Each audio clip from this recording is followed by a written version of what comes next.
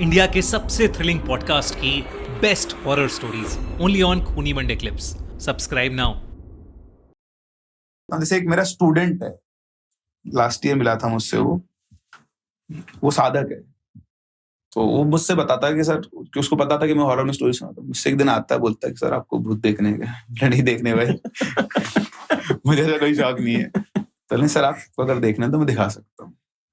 बोले तू रहने दे, क्योंकि मेरी फैमिली है, मैं कभी ऐसी जगह पर नहीं जाता हूँ। क्योंकि मेरा एक मानना है, पता मुझे नहीं पता कुछ होता है नहीं होता है, बट मेरे हिसाब से एनर्जीज होती है, बिल्कुल होती हैं, पॉजिटिव और नेगेटिव होती है। सेम मैं भी यही मानता हूँ और यही हर जगह यही कहता हूँ। बिल्कुल। और एनर्जीज एक्चुअली आपके माइंड से कनेक्ट करके उसको कंट्रोल करती है। और एक बार आपका माइंड नेगेटिव साइड चला गया ना, तो फिर आपकी लाइफ भी नेगेटिव साइड चली जाती है। फिर आप पॉजिटिव सोच ही नहीं सकते हो।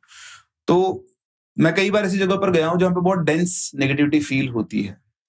ऑल्दो आपका ऑरा ठीक ठाक है, आप कुछ भी हो, बट आप बहुत ज्यादा घुसोगे ना तो ये होता है, दिस हैपेंस। तो मेरा ही नहीं कि कोई आएगा भूत और आपका गला काट के भाग जाएगा, ऐसा कभी नहीं हो सकता।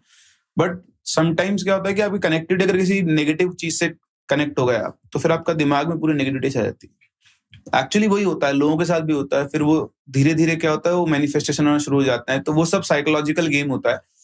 क्योंकि अगर जैसे आप देखोगे अभी न्यूरल लिंक है, न्यूरल चिप्स डेवलप हो रही है, तो वो क्या करेंगी, वो आपके न्यूरॉन, जो आपके न्यूरॉन्स हैं और जो आपके सर्किट्स हैं, उनको कंट्रोल करना शुरू करेंगे। तो एक बार आपके दिमाग को मैंने कंट्रोल कर लिया तो मैं आपको कुछ भी दिखा सकता हूँ। आपके रूम नहीं दिखेगा, जो मैं दिखाना चाह रहा हूँ सिर्फ वही दिखेगा। So that happens. हो सकता है ऐसी कुछ एनर्जीज हो जो आपके दिमाग कंट्रोल करके, फिर जो हेलुसिनेशंस इनको बोलते हैं, तो हेलुसिनेशंस क्या है कि यहाँ जो है वो आपको दिख नहीं रहा और कुछ और ही आपको दिख रहा है, उसी को हेलुसिनेशन बोलते हैं। बिल्कुल, that is you have been controlled. तो मेरा ही मानना है कि एनर्जीज तो होती हैं, इसलिए मैं कभी नहीं जाता ऐसी जगहों के ऊपर। तो उन्होंने बोला भाई मुझे कुछ नहीं देखना, मैं मस्त हूँ अपना, मैं कहानी सुना के ठीक हूँ। तो बोला सर आप चलो, मैं आपको दिखाऊंगा, भूतों को खाना खिलाता हूँ। मैंने कहा पागल हो गया, भूत कैसे खाना खाएंगे? तो सर मैं बोल रहा हूँ ना, आप मेरे साथ चलो कल रात को 12 बजे, यहाँ पे बहुत घूम रहे प्रताड़ित आत्माएं। बोला भाई, मुझसे बोलता सर आप बोलो, अभी ये गेट हिला दूंगा आपके सामने। मैंने तो जाए यार टूट के। मैंने कहा मेरे को नहीं देखना है।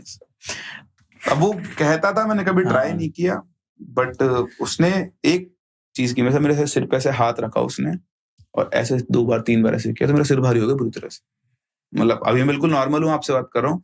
उसने एक बार ऐसे हाथ रखा और 3 बार बस ऐसे किया कुछ बोलते बोलते, तो पूरा सिर ऐसा भारी हो गया, पत्थर रख दिया उसने सिर के। आपने कहा नहीं कि जा ऐसे ही आई हो मत। मैंने उसको बोला, उसने बताया सर चलो आपको एक, पर आपको लग रहा होगा मैं झूठ बोल रहा हूँ, मैं आपको डेमो देता हूँ छोटा सा।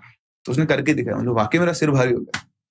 कुछ लोगों का सेंस भी इतना ज्यादा स्ट्रांग हो जाता है कि चीजें दिखने भी लग जाती आपने शायद आपके पास कभी ऐसे एक्सपीरियंसेस आए हो। मतलब मेरे को तो लिटरली एक बंदा था, उसने बताया था कि वो परेशान है। अब तो खैर वो बहुत यूज्ड टू हो चुका है।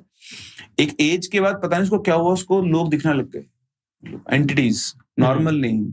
आप हो यहाँ, अगर यहाँ कुछ है तो उसको दिख रहा है।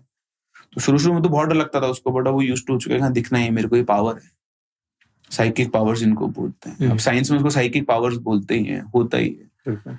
तो कहाँ क्या क्या चैलेंज हो रहा है मैं एक्सप्लेन नहीं कर रहा हूँ, बट मैं बता रहा हूँ कि लोगों को ऐसी ऐसी पावर्स है कि वो चलते फिरते चीजों को देख सकते हैं। जैसे आप साइंस के केमिस्ट्री के टीचर हो, आप भूतों की बातें करते हो, तो कुछ आपको साइंस और पैरानॉर्मल में लगता है कि हाँ कुछ कॉमन है या कुछ बहुत कनेक्ट हो रहा है? एक्चुअली साइंस क्यों भूतों के ऊपर रिसर्च करेगा? What is the monetary benefit?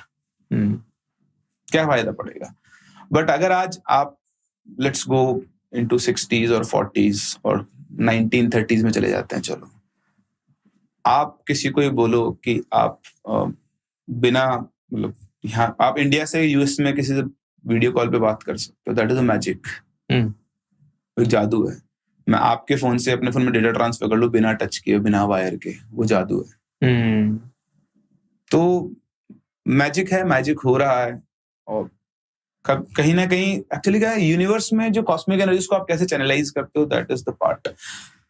Nicholas Tesla है, जिनका एक एक्सपेरिमेंट था कि हमारा जो एनवायरनमेंट है उसमें इतनी एनर्जी, इतनी बिजली है कि आपको कभी किसी डिवाइस की जरूरत नहीं पड़ेगी, मतलब बिजली जनरेट करने की जरूरत नहीं पड़ेगी अगर आप उसको चैनलाइज करना सीख जाओ। तो इतनी इलेक्ट्रिसिटी है हमारे एनवायरनमेंट में, यूनिवर्स में, कि अगर आप, उन्होंने ट्राई भी किया था, मैंने तो थोड़े दिनों पहले पढ़ा था कि एक कार बनाई थी जो बिना फ्यूल के चलती थी। उसमें एक एंटीना, उसमें प्रोटोटाइप बनाया था एक कार का, उसमें उसने कुछ लगाया था सिस्टम, तो एनवायरनमेंट से बिजली लेता था और कार को रन करता था। मतलब ऐसी भी चीजें हैं तो वो है कि कौन किस एनर्जी को कैसे चैनलाइज कर सकता है, that is the most important part. हम भी तो एनर्जी हैं, हमारी वेसल है, हम एनर्जी हैं। आप सोचो ना, जब डेथ होती है उसके बाद सब कुछ गायब है, अभी सब कुछ रन हो रहा है, तो एनर्जीज तो होती हैं, तो सबने प्रूव भी किया हुआ है साइंस ने। तो मैं भी एनर्जी से तो बिलीव करता हूँ। तो पॉजिटिव एनर्जी तो नेगेटिव एनर्जी भी है। भगवान भी तो एनर्जी है, जिनसे आपकी पॉजिटिव एनर्जी का सोर्स है। जब आप सबसे ज्यादा घबराते हो, सबसे पहले भगवान को याद करो, तो वो आपका कॉन्फिडेंस है। भगवान को किसने देखा है, लेकिन that is your belief system, that is how it works. अगर आपको ये बिलीफ है कि आप जब भी फंसोगे तो भगवान आपको बाहर निकालेंगे, he will give you direction, तो आप किसी को प्रूव थोड़ी कर सकते हो ये चीज। जब भी मुझसे कोई पूछता है कि भूत होते हैं या नहीं होते, मैं यही कहता हूँ कि आप जैसे हिंदू धर्म में आप मानते हो कि डेथ के बाद आत्मा रहती है घर में और प्रेजेंस रहता है उसका, तो मतलब आप मान रहे हो ना आत्मा के कॉन्सेप्ट में। वो तो है ही ना, मतलब आप फिर क्यों कर रहे हो पूरा प्रोसेस, जो 13 दिन का प्रोसेस है। और मतलब मैं सिर्फ हिंदू की बात नहीं करूंगा, हर धर्म में ऑलमोस्ट सारे प्रोसेस सेम, बस तरीका अलग अलग है सबका। जहां भी रिचुअल्स पूरे नहीं होते हैं वहां पर दिक्कतें आती हैं। और इनफैक्ट चलो ठीक है, जिन लोगों के साथ हो रहा है, अच्छा मैं आपसे बात करता हूँ, आप आज बैठे हो, अभी आप बैठे बैठे उर्दू बोलने लगते हो, अरबी बोलने लगते हो।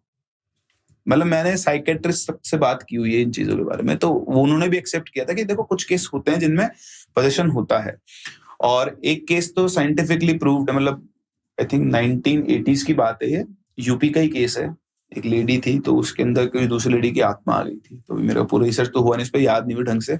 उसमें बाहर के यूनिवर्सिटी के साइंटिस्ट आए, तो उन्होंने पूरा प्रॉपर रिसर्च करके डॉक्यूमेंट बनाया था कि this is the extreme case of paranormal, कैसा हुआ है। मतलब जो उसकी हिस्ट्री रही, उस दोनों बॉडीज कभी इंटरेक्ट नहीं करी, लेकिन एक लड़की थी, दूसरी लड़की की डेथ 3 महीने पहले हुई थी। तो इस लड़की में पोजीशन आया और विद इन 2-3 वीक्स इसकी डेथ हो गई। इसके क्रियाक्रम की तैयारी कर रहे हैं, फिर क्रियाक्रम के टाइम पे उठ गई, जिंदा हो गई वापस से। और अब जब वो जिंदा हुई है तो वो नहीं है जो मरी थी, अब वो दूसरी एंटिटी है। बाप रे, हाँ। वो अपनी पूरी फैमिली का बैकग्राउंड बताइए कि मेरा बाप ये है, मेरा हस्बैंड ये है, मेरे हस्बैंड से मेरी लड़ाई थी, उन्होंने मेरे को मार दिया है। फिर उस टाइम पे कम्युनिकेशन होते नहीं थे, सिर्फ न्यूज़पेपर हुआ करते थे। तो एक गांव से करीबन उनका गांव 30-40 किलोमीटर दूर था, 2 अलग अलग गांव थे। तो कहीं कहीं से पता लगा। फिर उसके जो लड़की डेथ हो गई थी, पहले उसके फादर आए इससे मिलने के लिए, तो मिलते उसे चिपक के रोज अपने असली बाप से मिल रही हो। फिर उसने सारी हिस्ट्री बताई पूरे घर की, तब जाके वो वैलिडेट हुआ कि नहीं, क्योंकि और कोई सोर्स नहीं था कनेक्शन का। आज तो हम बोलते हैं सोशल मीडिया से मिल जाएगी इन्फॉर्मेशन, उस टाइम पर ऐसा कुछ नहीं होता। तो वैसे भी केसेस आप कैसे एक्सप्लेन करोगे? तो सबका अपना अपना, मैं किसी कहता नहीं कि, मैं तो यही बोलता हूँ कि कुछ नहीं होता, सब दिमाग का खेल है। 99% टाइम दिमाग का खेल है। लेकिन कई लोग बोलते हैं सर मेरे को देखना है। मतलब भाई क्यों देखना है? वही जो आप बता रहे हो, जो स्टूडेंट था जिसने ऐसे 3 बार किया सर पे, तो सर एकदम भारी हो गया। और ये आप जो देख रहे हो कि तांत्रिक पैर से सुइयां निकाल रहे हैं इतनी सारी, मतलब कमाल है। अब जैसे क्या होता है ना, आप किसी हॉन्टेड, जैसे मैंने आपको बता दिया, ये ना बहुत एक्सट्रीम हॉन्टेड जगह है और यहाँ पर कोई नहीं रुक सकता, तो आप वहां जाओगे तो आपको कुछ ना कुछ दिखना सर्टन है, क्योंकि आपका दिमाग खेलने वाला है वहां से। आप उस जगह, आप आज रात को 3 बजे एक डार्क डेंस जगह पर चले जाओ खंडर में, आप कुछ ना कुछ देख कर आओगे, क्योंकि आपने बचपन से लेकर मेमोरीज में इतनी चीजें फीड कर दी है, मूवीज वगैरह, तो वो क्रिएट अपने आप हो जाता है, अपने आप हो जाती है। तो दैट इज, वो नहीं है, वो कुछ नहीं है, वो 99% आपका दिमाग ही खेल रहा है। लेकिन कुछ केसेस में 1% लोगों के साथ ऐसे इंटरेक्शंस हो जाते हैं और वो रियल होते हैं। तो दैट इज, कई बार कई लोगों के साथ होता है, ऐसा नहीं कि अपने ही साथ हो रहा है। आप सोचो ना, अगर सिर्फ इंडिया में ये सब होता तो बाहर तो कहीं घोस्ट की एग्जिस्टेंस ही नहीं होनी चाहिए। पूरे वर्ल्ड में ऐसी कोई कंट्री नहीं है, ऐसी कोई सिटी नहीं है और ऐसा कोई धर्म नहीं है जो इन चीजों के बारे में बात नहीं करता। बिल्कुल, सबके अपने अपने रिचुअल्स हैं, सबके प्रैक्टिसेस हैं, सबके लेजेंड्स हैं, सबके लेजेंड्स के नाम हैं और सबके कैरेक्टर्स ऑलमोस्ट सिमिलर हैं। जैसे आप ग्रीक मैथोलॉजी में चले जाओ, नॉर्स में चले जाओ, सबका सेम सिस्टम है, बस वो अलग अलग है चीजें। तो ठीक है, इट्स अबाउट भी कि अब कौन क्या रिसर्च करना चाहे किसके ऊपर, एलियंस होते हैं नहीं होते हैं, वो भी डिबेट है। बट जैसे लेजेंड्स की बात करी हमने, और कोई कोटा का लेजेंड जैसे जिंद बाबा बड़े फेमस है वहां पे। हाँ, जिंद बाबा एक्चुअली कुछ एक सर्टेन एरियाज में फेमस है। एक्चुअली मैं भी नहीं जानता था उनको, तो एक सर हैं हमारे नमन सर, उनके साथ मैंने एक पॉडकास्ट किया, तो उन्होंने मुझे बताया जिंद बाबा के बारे में। जैसे फिर उसके बाद हमारे वहाँ एक मंदिर भी है उनका, मैंने भी देखा उस मंदिर को। तो वो बोलते हैं कि उनका एक उनसे डील होती है, मतलब बिजनेस डील होती है ना, ऐसे कि कुछ लोग उनकी पूजा करते हैं जाके, ऐसे एक रात के टाइम पर जाकर दीपक जलाते हैं, और फिर वो जिंद बाबा जब आते हैं तो उनसे डील होती है कि यार मेरे को ये चाहिए, आप मेरे को ये दे दो। तो उनकी एक ही वो होती है कि आप ये डील कर लो, मैं आपसे कुछ नहीं लूंगा, लेकिन ये किसी को बताना नहीं। अगर किसी को बता दिया तो फिर दिक्कत है।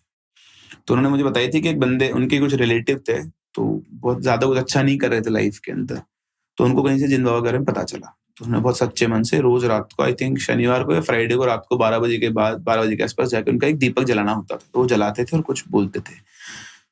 तो 1-2 महीने उन्होंने प्रोसेस को पूरे अच्छे मन से किया, तो उनको उनके दर्शन हुए जिंदा हुआ के, और उन्होंने उनसे डील पूछा कि भाई मेरे को ना ऐसे दिक्कत आ रही है। तो उन्होंने बोला कि ठीक है, तू क्या चाहता है? बोला मैं तो अपनी लाइफ में प्रॉस्पेरिटी चाहता हूँ।